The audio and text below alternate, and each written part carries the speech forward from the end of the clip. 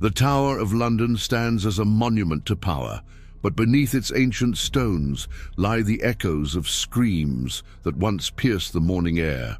Between 1485 and 1603, the Tudor dynasty transformed England through a reign of terror that would make even the most hardened executioner pause. Today, we journey into the darkest corners of English history, where political ambition met the executioner's axe, and where 7 brutal deaths forever changed the course of a nation. The Tudor era emerged from the ashes of the Wars of the Roses, a bloody civil conflict that had torn England apart for 30 years. When Henry VII claimed the throne at the Battle of Bosworth Field in 1485, he inherited a kingdom scarred by decades of noble infighting and political instability.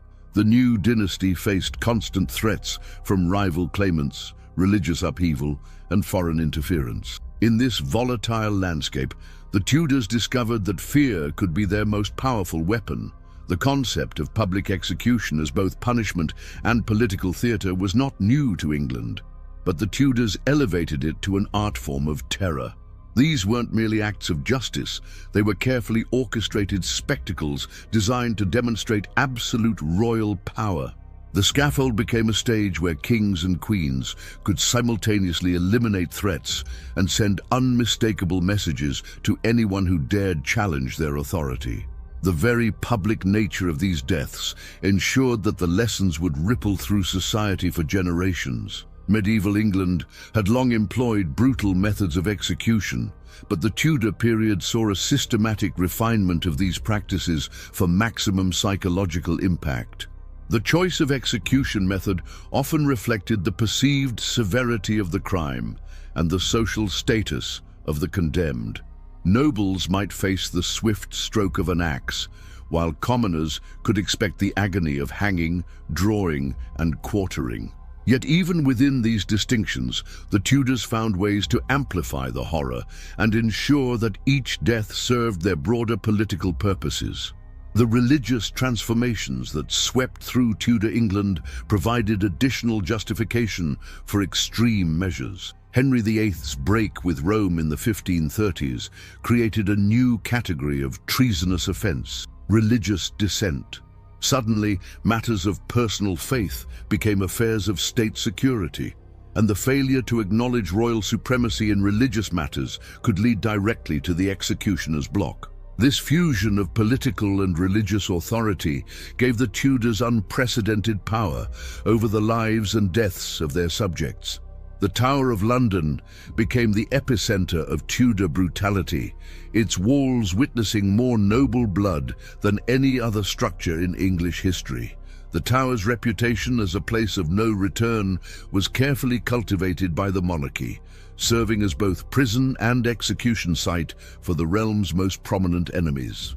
The very sight of its imposing walls was designed to strike fear into the hearts of potential conspirators, while the stories that emerged from within fueled a culture of terror that extended far beyond London's boundaries. Public executions in Tudor England were carefully choreographed events that drew crowds numbering in the thousands.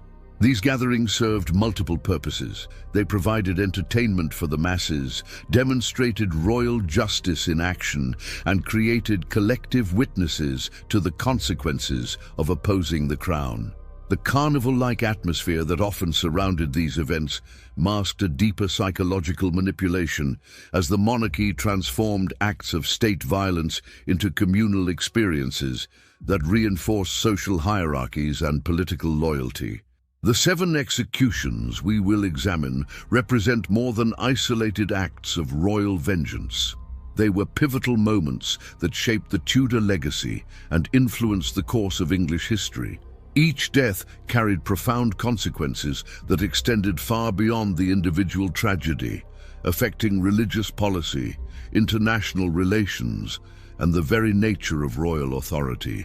These were not random acts of cruelty, but calculated political moves in a deadly game where the stakes were nothing less than the future of England itself. On the morning of May 19, 1536, Anne Boleyn walked across the courtyard of the Tower of London toward a scaffold that would make her the first English queen to be publicly executed.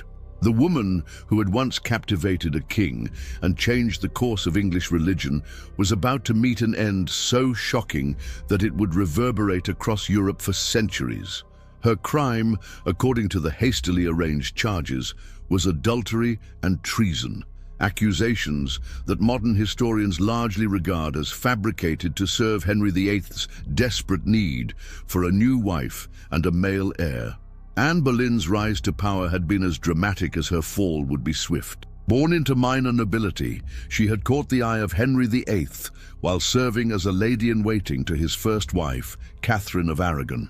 Their passionate courtship lasted 6 years, during which Henry tore England away from the Roman Catholic Church, dissolved his marriage to Catherine, and established himself as the supreme head of the Church of England. All of this upheaval was undertaken to marry Anne and secure the legitimate male heir that had eluded him in his first marriage. The charges against Anne were as sensational as they were questionable. She was accused of committing adultery with 5 men, including her own brother, George Boleyn, and of plotting the king's death. The evidence was largely based on court gossip, forced confessions, and circumstantial observations that were twisted into proof of guilt. The speed of the proceedings, from arrest to execution in just 19 days, revealed the predetermined nature of the outcome. Henry had already begun courting Jane Seymour, and Anne's continued existence had become an inconvenient obstacle to his matrimonial ambitions. The trial itself was a masterpiece of judicial manipulation.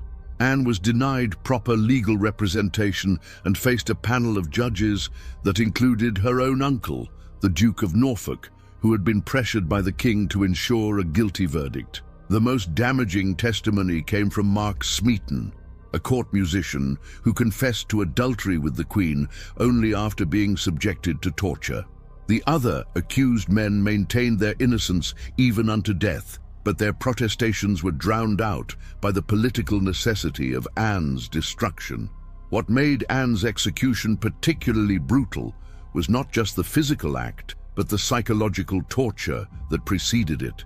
Henry imported a skilled swordsman from Calais rather than using the traditional axe, ostensibly as a mercy to ensure a clean death. However, this delay allowed Anne to spend additional days in terror, not knowing when her end would come. The swordsman's late arrival extended her mental anguish as she was forced to prepare for death multiple times, only to receive last-minute postponements that served no purpose other than to torment her further. On the scaffold, Anne displayed the dignity that had been systematically stripped from her during the preceding weeks.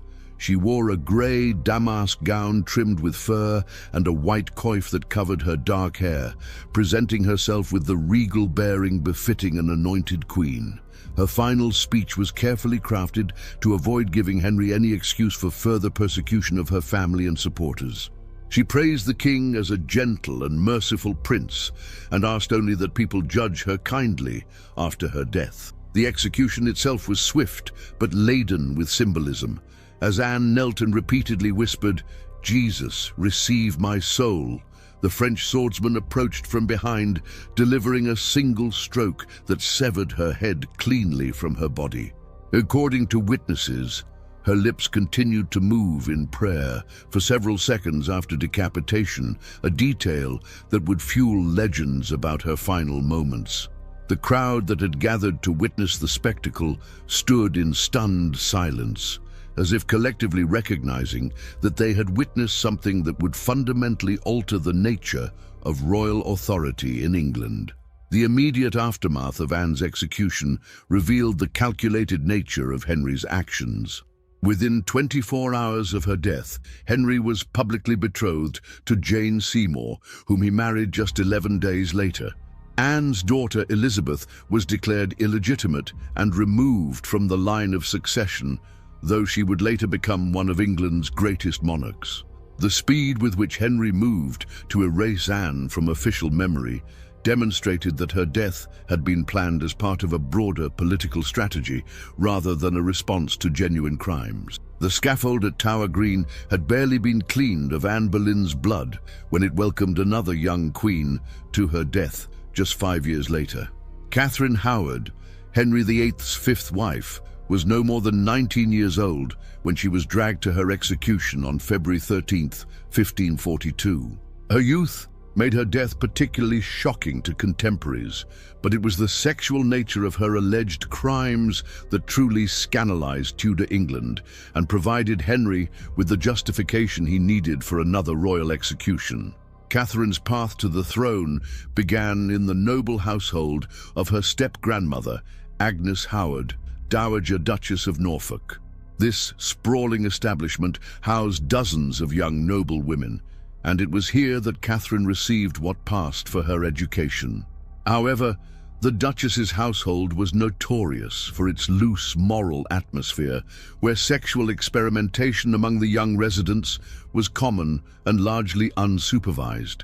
This environment would later provide Henry's investigators with a treasure trove of compromising material from Catherine's adolescent years. Even before her marriage to the king, Catherine had engaged in sexual relationships that would later be used against her. As a teenager, she had been involved with Henry Manox, her music teacher, and later with Francis Derham, a gentleman in her grandmother's service. These relationships were not merely flirtations.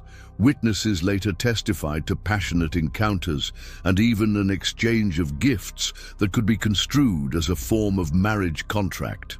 By the standards of Tudor England, Catherine may have been considered legally married to Derham before she ever met the king. Henry VIII, then nearly 50 years old and increasingly corpulent and ill-tempered, became infatuated with Catherine when she arrived at court as a lady-in-waiting to his fourth wife, Anne of Cleves. Catherine's youth, beauty, and vivacious personality provided a stark contrast to his previous wife, and Henry quickly began showering her with gifts and attention. The king was so besotted that he pushed through their marriage in July 1540, just 3 weeks after his marriage to Anne of Cleves was annulled. Catherine had gone from minor nobility to Queen of England in a matter of months, but she was woefully unprepared for the treacherous world of Tudor politics. The charges against Catherine were more complex than simple adultery. Investigators discovered that she had concealed her previous relationships when she married the king, which constituted fraud and potentially made their marriage invalid. More damaging still were allegations that she had continued these relationships after becoming queen. The most serious charge involved Thomas Culpeper, a gentleman of the king's privy chamber with whom Catherine allegedly conducted a secret affair while married to Henry. Their clandestine meetings, arranged by Catherine's lady-in-waiting Jane Boleyn, were portrayed as treasonous conspiracies against the crown. The evidence against Catherine included love letters written in her own hand, though their exact content remains disputed by historians. What cannot be disputed is that she had engaged in secret meetings with Culpeper, often in the early hours of the morning and always without the king's knowledge or permission. Whether these encounters involved physical intimacy or merely emotional connection was irrelevant under Tudor law. The mere act of meeting secretly with a man while married to the king constituted treason and carried the death penalty. The psychological torture inflicted upon Catherine during her imprisonment was particularly cruel. She was kept in isolation at the Tower, denied the comfort of trusted servants or family members, and subjected to repeated interrogations designed to break her spirit. The young queen's mental state deteriorated rapidly under this pressure, and witnesses reported that she frequently became hysterical, screaming and laughing uncontrollably. Her youth and inexperience made her particularly vulnerable to the manipulative tactics employed by Henry's investigators. On the night before her execution, Catherine reportedly spent hours practicing how to lay her head upon the block, determined to die with dignity despite her terror. This macabre rehearsal speaks to the psychological preparation required to face such a brutal death and the desperate attempt to maintain some measure of control over her final moments. The image of a teenager practicing her own beheading has become one of the most haunting aspects of Catherine's story and exemplifies the psychological cruelty that characterized Tudor executions. Lady Jane Grey was 16 years old when she was proclaimed Queen of England on July 10, 1553, and barely 17 when her head was severed from her body at Tower Green on February 12, 1554. Her brief reign, lasting only 9 days before Mary Tudor successfully claimed the throne, earned her the tragic title of the 9 Days Queen. But it was the innocence of her involvement in the conspiracy that placed her on the throne, and her dignified acceptance of death that made her execution one of the most poignant and politically damaging of the Tudor era. Jane's path to the throne was orchestrated entirely by others, beginning with her ambitious parents and culminating in the scheming of John Dudley, Duke of Northumberland, who sought to maintain his power after the death of the young King Edward VI. Jane herself was a reluctant participant in these machinations, having been raised as a devout Protestant scholar more interested in theological debates than political intrigue. Her exceptional education, which included fluency in Latin, Greek, Hebrew, and modern languages, had prepared her to be an ornament of the humanist court, not a political pawn in a deadly game of succession.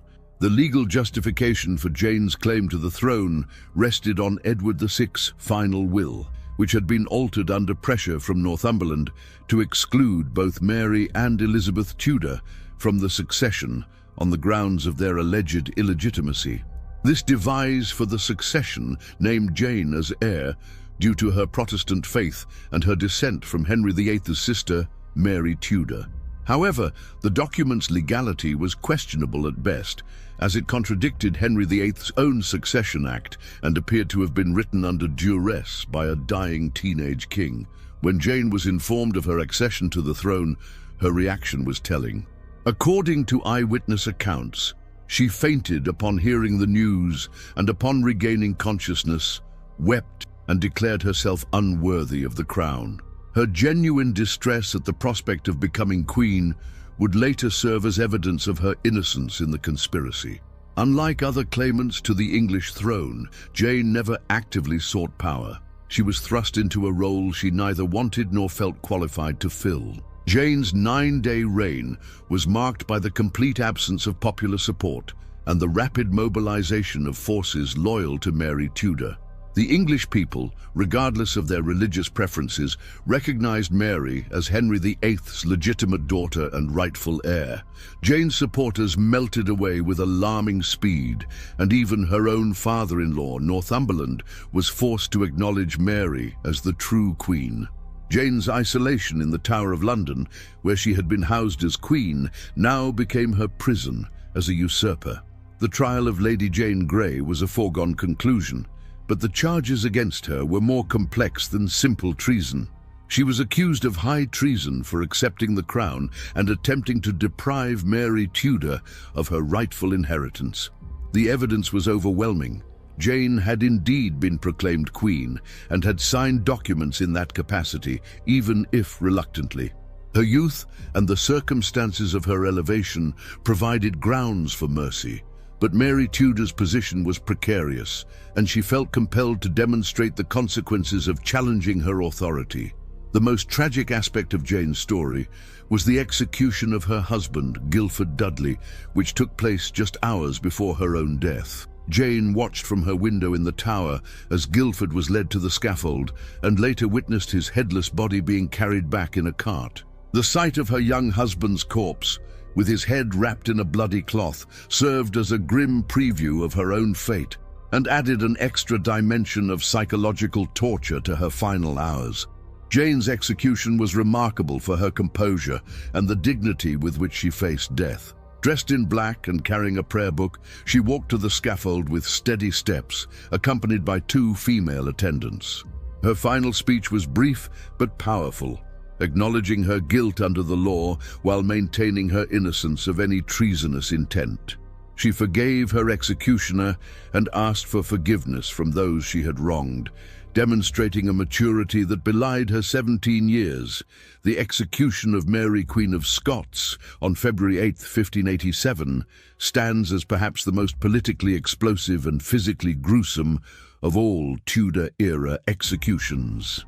After 19 years as Elizabeth I's prisoner, the former Queen of Scotland met her end in the Great Hall of Fotheringhay Castle in a spectacle of incompetence that shocked even the hardened witnesses present. The botched nature of her beheading, which required 3 separate blows of the axe, transformed what was meant to be a demonstration of English justice into a propaganda disaster that reverberated across Catholic Europe for generations. Mary's path to the English scaffold began with her forced abdication as Queen of Scotland in 1567, following a series of scandals that had destroyed her credibility with her own nobles. Her involvement in the murder of her second husband, Lord Darnley, and her subsequent marriage to his suspected killer, the Earl of Bothwell, had made her position in Scotland untenable. When she fled to England in 1568, seeking sanctuary with her cousin Elizabeth, she walked into a trap that would define the remainder of her life. Elizabeth could neither allow Mary freedom, which would pose a constant threat to English security, nor execute her immediately, which would outrage Catholic Europe. The evidence against Mary accumulated slowly, but inexorably over her years of captivity in various English castles. As the focal point for Catholic plots against Elizabeth's Protestant regime, Mary became implicated in numerous conspiracies, from the Ridolfi plot of 1571 to the Throckmorton plot of 1583. However, it was her involvement in the Babington plot of 1586 that finally provided Elizabeth's government with the evidence needed to justify her execution. Letters intercepted by Elizabeth's spymaster, Francis Walsingham, appeared to show Mary's explicit approval of a plan to assassinate Elizabeth and place herself on the English throne. The trial of Mary, Queen of Scots, was unprecedented in English law, as no established legal framework existed for trying a foreign sovereign. Elizabeth's government created special procedures for the occasion, establishing a court of 36 commissioners drawn from the nobility, clergy, and legal profession. Mary initially refused to recognize the court's authority, arguing that as an anointed queen, she could only be judged by God and her peers. However, she eventually agreed to defend herself, not in recognition of the court's legitimacy, but to refute the charges against her in the court of public opinion. Mary's defense was hampered by the damaging nature of the intercepted correspondence, which appeared to bear her cipher and seal. While modern historians debate whether these letters were genuine or clever forgeries created by Walsingham's intelligence network, their impact at the time was devastating. The letters seem to provide clear evidence of Mary's complicity in the assassination plot, making her conviction virtually certain. Her repeated protestations of innocence were overshadowed by what appeared to be her own written words, condemning her. The political implications of Mary's execution extended far beyond England's borders. As the closest Catholic claimant to the English throne, Mary's death would eliminate a focal point for Catholic resistance to Elizabeth's rule. However, it would also provide powerful ammunition for England's enemies, particularly Philip II of Spain, who could now portray himself as the avenger of a martyred Catholic queen. Elizabeth understood these implications and agonized over signing the death warrant, reportedly raging at her counselors and attempting to find alternatives to execution even after the trial had concluded. The execution itself was a masterpiece of symbolic theater marred by technical incompetence. Mary appeared at the scaffold dressed in black velvet and satin, but beneath these somber outer garments, she wore a bodice and petticoat of deep crimson, the liturgical color of martyrdom in the Catholic Church. This hidden symbolism would only be revealed when her outer garments were removed before the execution, providing a powerful visual message about her role as a Catholic martyr. Her bearing was regal and composed, demonstrating the dignity expected of a queen even in the face of death. The physical horror of Mary's execution has overshadowed its political significance in popular memory. The first blow of the axe struck the back of her head instead of her neck, inflicting a severe wound but failing to kill her. The second blow severed most of her neck, but left tendons and a small amount of flesh still connecting her head to her body. Only the third blow, delivered with a soaring motion using the axe blade, completed the decapitation. When the executioner finally lifted Mary's head by her auburn hair to display it to the crowd, the wig came away in his hands, revealing the grey-haired skull of a woman who had endured decades of imprisonment and stress. The grotesque sight of the executioner holding an empty wig while the head rolled across the platform provided a fitting metaphor for the gap between the theatrical intentions of Tudor executions and their often bungled reality. Thomas Cromwell's journey from Henry VIII's most trusted advisor to the executioner's block on July 28, 1540, represents one of the most dramatic reversals of fortune in Tudor politics. The man who had orchestrated the dissolution of the monasteries, engineered the king's break with Rome, and eliminated numerous enemies of the crown, found himself facing the same brutal machinery of state violence he had helped to perfect.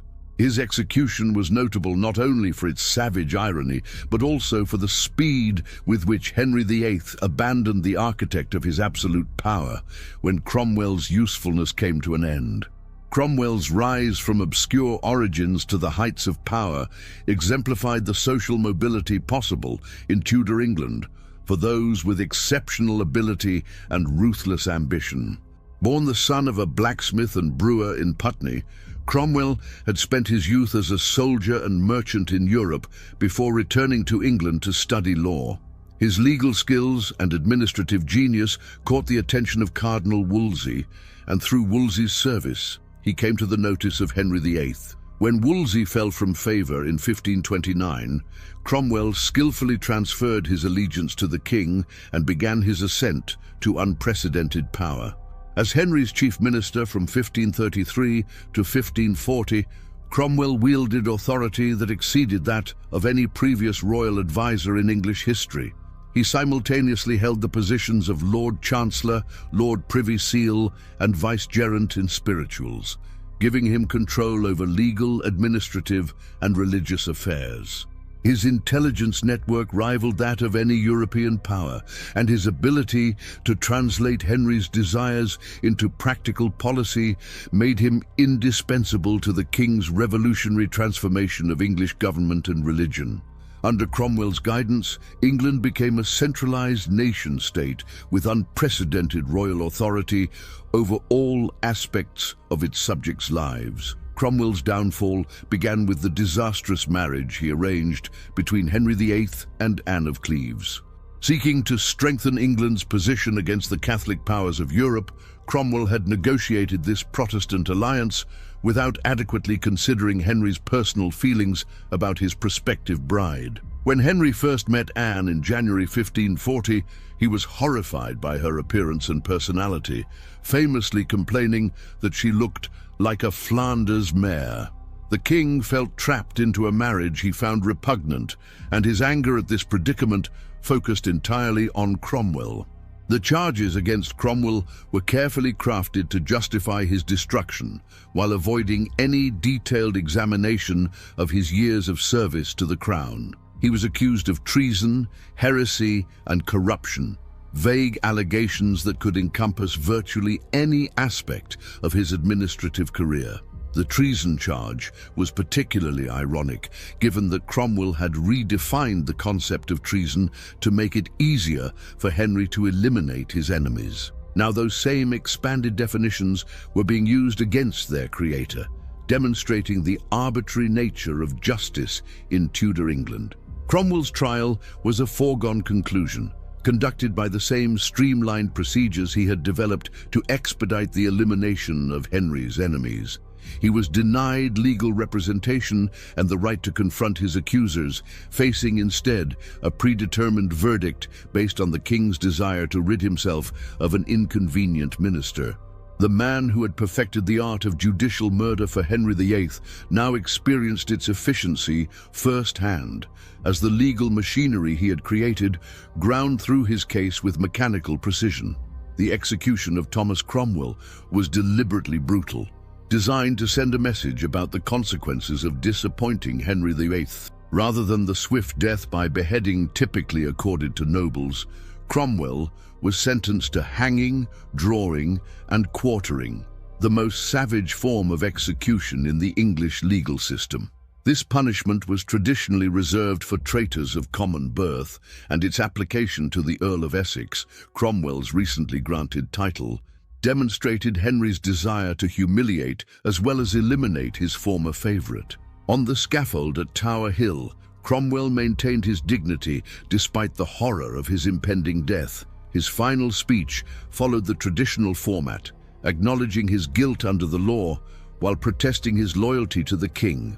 He asked for prayers for Henry VIII and forgiveness from those he had wronged during his career, demonstrating the same political acumen that had elevated him to power.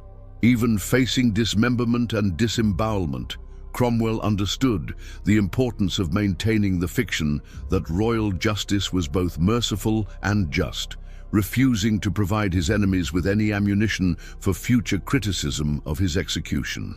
The execution of Margaret Pole, Countess of Salisbury, on May 27, 1541, stands as perhaps the most savage and symbolically significant of all Tudor executions. At 67 years of age, she was the oldest person to be executed during Henry VIII's reign, and her death marked the elimination of the last significant representative of the Plantagenet dynasty that had ruled England for over 3 centuries. The brutality of her execution, she was literally hacked to death by an inexperienced executioner, served as a fitting metaphor for Henry's determination to obliterate all traces of alternative claims to the English throne. Margaret Pole's bloodline made her a perpetual threat to Tudor legitimacy.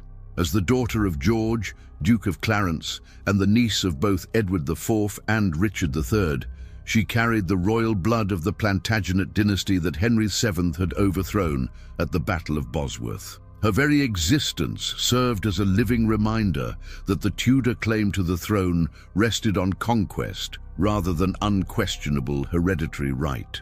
For this reason, she had been viewed with suspicion throughout Henry VIII's reign, despite her apparent loyalty and the favor shown to her family in the early years of his rule. The circumstances that led to Margaret's imprisonment and eventual execution were closely tied to the larger political crisis surrounding Henry's break with Rome.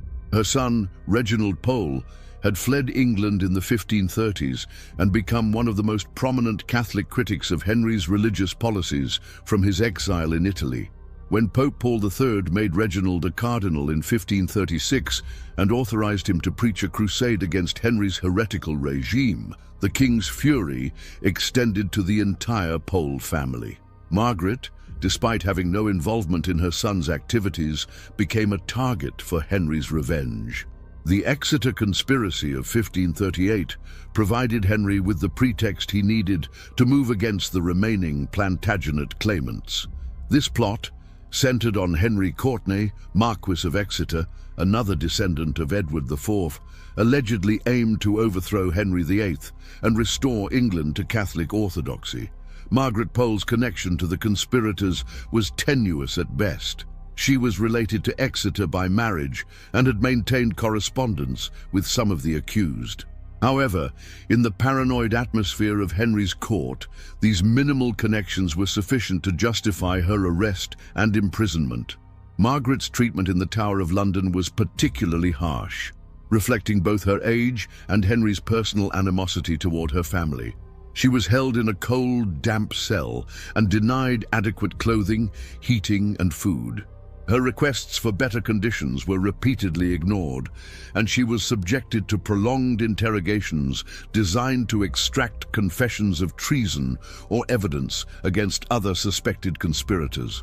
Despite her advanced age and the physical hardships of her imprisonment, she maintained her innocence throughout 2.5 years of captivity.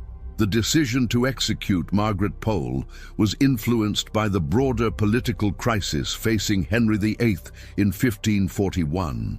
The Pilgrimage of Grace had demonstrated the strength of Catholic resistance to his religious reforms, while the threat of foreign invasion remained constant. Margaret's execution served multiple purposes. It eliminated a potential figurehead for Catholic resistance, sent a clear message about the consequences of opposing Henry's will, and demonstrated that neither age, gender, nor noble birth could protect those who fell under royal suspicion. The actual execution of Margaret Pole became notorious for its unprecedented brutality. The usual executioner was unavailable, and his replacement was a young, inexperienced man who had never performed a beheading. When Margaret refused to place her head on the block voluntarily, declaring that she would not cooperate in her own murder, the executioner began his grisly work with her standing upright. The first blow wounded her shoulder, causing her to flee around the scaffold, while the executioner pursued her with his axe raised. The sight of an elderly noblewoman being chased around a scaffold by an incompetent executioner with a bloodied axe shocked even the hardened witnesses present. According to contemporary accounts, it took 11 blows to finally kill Margaret Pole, as the executioner hacked at her head, neck and shoulders in a frenzy of incompetence. The scaffold was left soaked in blood, and several witnesses reportedly became physically ill from watching the prolonged butchery. Her death was so savage that it was remembered as exceptional even in an age accustomed to public violence. The execution of the Carthusian monks between 1535 and 1540 represents the most systematic religious persecution of the Tudor era and demonstrates how Henry VIII weaponized execution to crush institutional resistance to his authority. These holy men, who had devoted their lives to prayer and contemplation in their monastery at the London Charterhouse, faced deaths of extraordinary cruelty that shocked contemporary Europe and provided the Catholic Church with its first English martyrs of the Reformation. Their executions, by hanging, drawing and quartering, the most savage punishment in English law, were designed to terrorize other religious communities into submission. The Carthusian order had long been regarded as the most austere and spiritually pure of all Catholic religious communities. Their monastery at the London Charterhouse followed the strict rule of St. Bruno, emphasizing silence, solitude, and intense devotion to prayer. The monks lived as hermits within their community, meeting only for mass and chapter meetings, spending their days in individual cells where they prayed, studied, and performed simple manual labor. Their reputation for holiness was so widespread that even Protestant reformers acknowledged their sincere piety, making their persecution particularly controversial. The crisis began in 1534, when Henry VIII's Act of Supremacy required all religious communities to acknowledge the king as the supreme head of the church in England, effectively rejecting papal authority. For the Carthusians, this presented an impossible dilemma. Their monastic vows bound them to obedience to the Pope as Christ's vicar on earth, making acceptance of royal supremacy tantamount to spiritual suicide. When royal commissioners arrived at the Charterhouse to demand the oath of supremacy, they encountered principled resistance that would prove unbreakable despite increasingly violent persecution.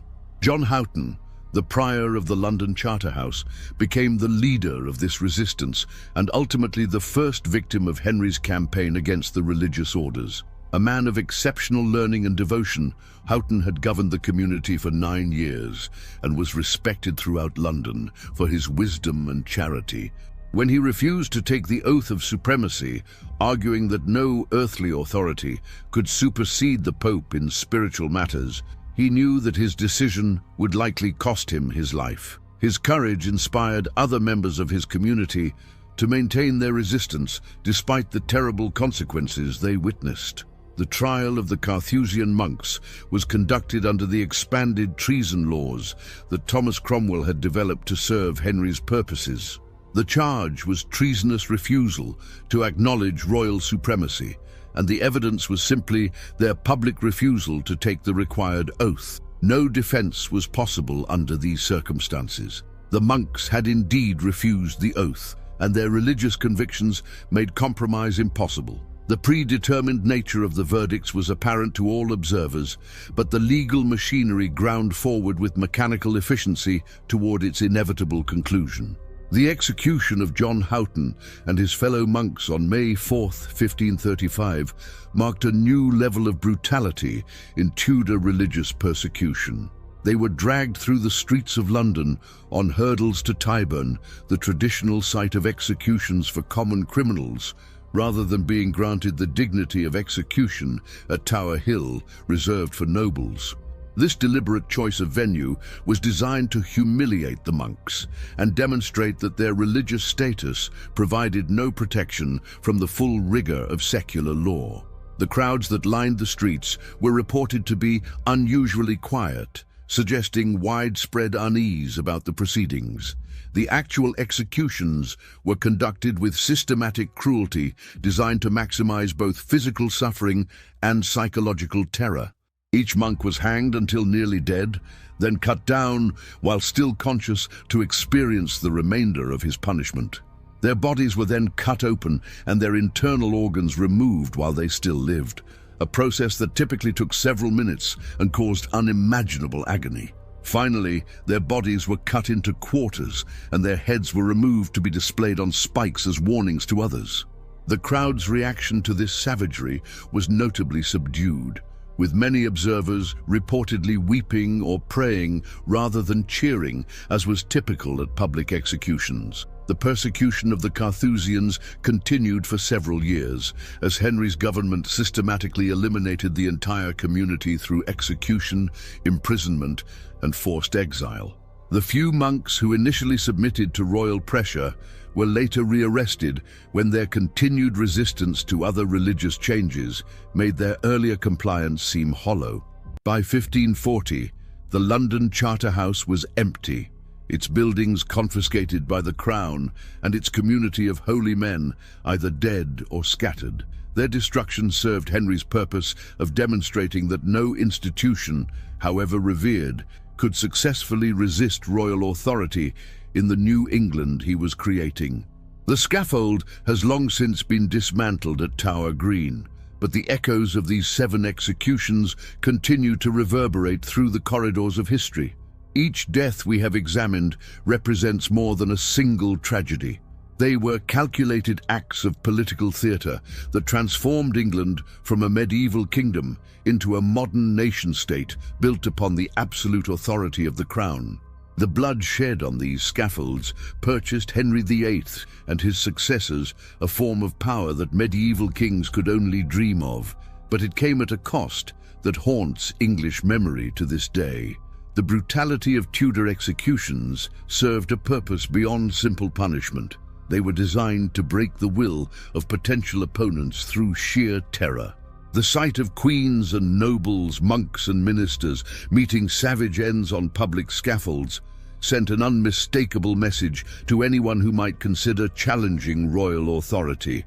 This systematic use of violence as a tool of governance represented a fundamental shift in the nature of kingship, transforming the monarch from first among equals into an absolute ruler whose word literally meant life or death for his subjects. The religious dimensions of these executions cannot be overlooked, as they occurred during the most dramatic religious transformation in English history. The break with Rome and the establishment of royal supremacy over the Church created new categories of treasonous offense that expanded the state's power over the spiritual lives of its subjects. When matters of personal conscience became affairs of state security, the executioner's block became the ultimate arbiter of religious orthodoxy, and the Crown gained unprecedented control over both body and soul. The international repercussions of these executions extended far beyond England's shores, fundamentally altering the kingdom's relationships with the major powers of Europe. The execution of Catherine of Aragon's supporters, the persecution of Catholic monks, and ultimately the beheading of Mary, Queen of Scots, provided powerful propaganda ammunition for England's enemies. Philip II of Spain could portray his planned invasion as a holy war to avenge martyred Catholics, while the Pope gained concrete examples of English brutality to justify his calls for crusade against the heretical Tudor regime. Perhaps most significantly, these executions established precedents that would shape English governance for centuries to come. The legal innovations developed to justify the deaths of Anne Boleyn, Thomas Cromwell and others created a framework of expanded royal authority that future monarchs would inherit and exploit. The concept of treason was stretched to encompass virtually any form of opposition to royal policy, while the procedures for trials were streamlined to ensure predetermined outcomes. These changes transformed England into one of the most efficiently repressive states in Europe. The psychological impact of these executions on English society cannot be measured in statistical terms, but their influence permeated every level of social and political life. The knowledge that even the highest nobles, royal wives, and holy men could face savage deaths for displeasing the monarch created a culture of fear and submission that fundamentally altered social relationships. Courtiers learned to anticipate royal moods and adjust their behavior accordingly, while religious communities understood that their survival depended on absolute compliance with royal directives, regardless of their spiritual convictions. Yet these executions also created martyrs and legends that outlived their intended purposes. Anne Boleyn's death made her daughter Elizabeth a figure of sympathy who would later use her mother's martyrdom to legitimize her own rule. Lady Jane Grey's innocent suffering earned her a place in English hearts that overshadowed her brief and technically illegal reign. The Carthusian monks became powerful symbols of religious resistance, whose example inspired Catholic opposition for generations. Even Mary, Queen of Scots, despite her evident guilt in various conspiracies, achieved in death the martyrdom that had eluded her in life. The technical brutality of these executions, the botched beheadings, the inexperienced executioners, the savage dismemberments, revealed the gap between Tudor propaganda and Tudor reality. These were not the swift, dignified deaths that royal authority claimed to provide, but often prolonged spectacles of incompetence that undermined the very majesty they were meant to display. The image of Margaret Pole being chased around the scaffold by an incompetent executioner, or Mary, Queen of Scots, requiring 3 blows to complete her beheading, provided powerful counter-narratives to Tudor claims of just and merciful governance. The 7 executions we have examined represent a cross-section of Tudor society: queens and commoners, the devout and the ambitious, the guilty and the innocent. What united them was not their crimes, which varied widely in severity and evidence, but their usefulness to a monarchy that had learned to weaponize death for political purposes. Each scaffold became a stage where the monarchy performed its absolute power, but also where victims could claim their own form of victory through dignity, defiance, or martyrdom. In the end, the Tudor dynasty's reliance on spectacular violence contained the seeds of its own transformation. The precedents established by Henry VIII's executions would eventually be used against his own descendants, as Parliament learned to employ the same legal machinery against royal authority that had once served to enhance it. The execution of Charles the First in 1649 represented the ultimate reversal of Tudor innovations, as the crown itself became subject to the judicial violence it had perfected. The scaffold that had served Tudor absolutism ultimately became the stage for its destruction. The legacy of these 7 executions extends far beyond their immediate political consequences, influencing literature, law, and popular memory for centuries afterward. They provided Shakespeare with material for his greatest tragedies, legal scholars with cautionary examples of judicial abuse, and historians with dramatic illustrations of the costs of absolute power. Their stories continue to fascinate because they reveal the human dimensions of political struggle and the terrible intimacy between power and violence in human society. Today, as we stand before the Tower of London and imagine the scaffold that once stood on Tower Green, we are reminded that the price of political transformation is often paid in blood. The England that emerged from the Tudor era was undoubtedly more unified, more powerful, and more modern than the kingdom Henry VIII had inherited. But that transformation was built upon a foundation of judicial murder, religious persecution, and systematic terror that left permanent scars on the English soul. These 7 executions changed history forever, but they also serve as eternal reminders of what happens when the pursuit of power overrides the claims of justice, mercy, and human dignity. The Tower of London stands today as a monument to many things: royal power, architectural achievement, and historical continuity. But perhaps most powerfully, it stands as a memorial to those who died there, not as criminals deserving punishment, but as human beings caught in the machinery of political transformation. Their stories remind us that behind every great historical change lie individual tragedies, and that the price of building nations and dynasties is often paid by those who never chose to be part of the grand designs of kings and queens. In remembering their deaths, we honor not only their memory, but also our own commitment to ensuring that such judicial savagery remains forever consigned to the dark pages of history.